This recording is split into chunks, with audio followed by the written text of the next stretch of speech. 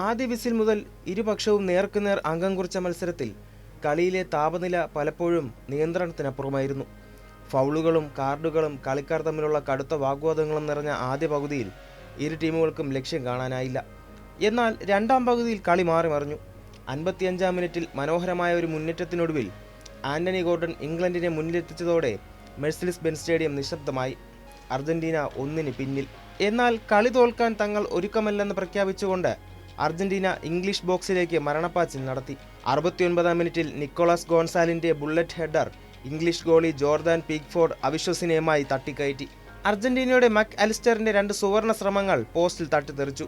ഒടുവിൽ കളി അവസാനിക്കാൻ 5 മിനിറ്റ് മാത്രം ബാക്കി നിൽക്കെ അറ്റ്ലാന്റിയൻ നീലപ്പടയുടെ ആദ്യ സ്ഫോടനം നടന്നു. നായകൻ ലയണൽ മെസ്സിയുടെ മാന്ത്രിക പാസിൽ നിന്നും ബോക്സിന് പുറത്തുനിന്ന് എൻസോ ഫെർണാണ്ടസ് തൊടുത്ത ലോങ് റേഞ്ചർ ഇംഗ്ലീഷ് വല തുളച്ചു കയറി. സ്കോർ 1-1. 92-ാം മിനിറ്റിൽ ഇംഗ്ലണ്ടിന്റെ നെഞ്ച് തകർത്ത് അർജന്റീന തങ്ങളുടെ ആ വിജയമുദ്ര പതിപ്പിച്ചു. ലയണൽ മെസ്സി ബോക്സിലേക്ക് വെടിയുണ്ട പോലെ ഉയർത്തി നൽകിയ കൃത്യമായ ക്രോസ് പകരക്കാരനായി ഇറങ്ങിയ സ്ട്രൈക്കർ ലൗട്ടാരോ മാർട്ടിനസ് ഇംഗ്ലീഷ് പ്രതിരോധത്തെ കാറ്റിൽ പറത്തി തകർപ്പൻ ഹെഡറിലൂടെ വലയിലാക്കി.